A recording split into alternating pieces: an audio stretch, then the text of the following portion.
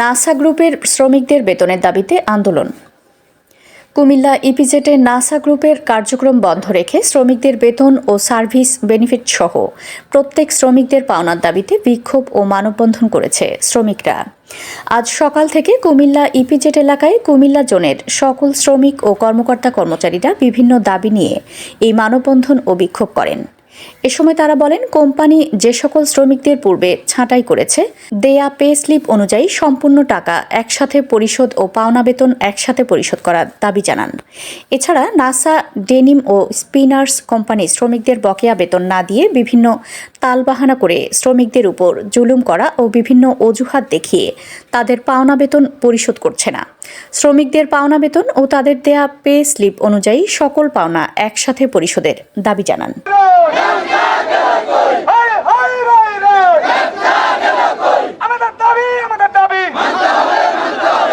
কর্মচারী এবং কর্মকর্তা সবাই এখানে উপস্থিত হয়েছেন।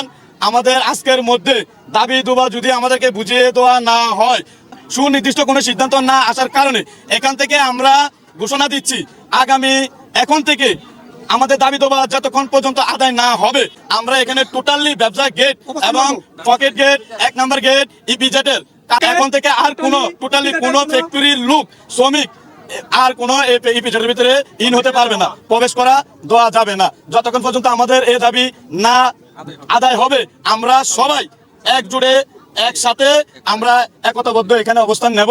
দীর্ঘ 1 বছর যাবত আমাদের ফ্যাক্টরিটা বন্ধ।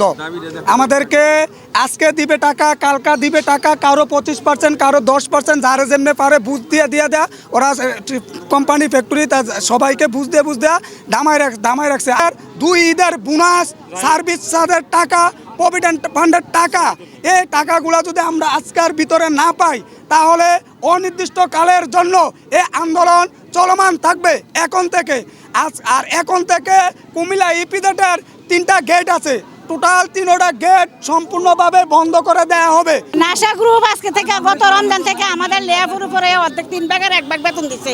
এরপর আমরা 6 মাস পর্যন্ত এইভাবে রাখছে 3 ভাগের 1 ভাগ বেতন দিয়ে।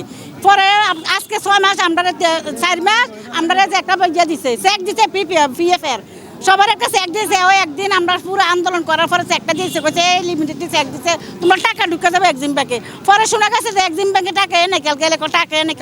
আমি নাসা ইসনেসের লোক। আমি আজকে 1 বছর আমাদেরকে ঘুরাইতে আসছে, তারা আমাদেরকে সার্ভিসের টাকা দিবে বলে এখনও তারা আমাদের সার্ভিসের টাকা দেয় না। আমাদের ন্যায্য পাওনাটা শুধু আমরা চাই। আমরা তো তাদের কাছে আমাদের অন্য কোনো দাবি নাই।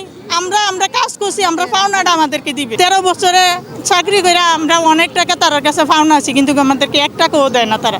আপনারা দেখছেন মেঘনা টিভি, সত্যি সন্ধানে সবসময়। এছাড়া দেশ বিদেশের নিত্য নতুন খবর জানতে মেঘনা টিভির ফেসবুক পেজ facebook+meghna tv.bd তে লাইক দিয়ে আমাদের সাথেই থাকুন।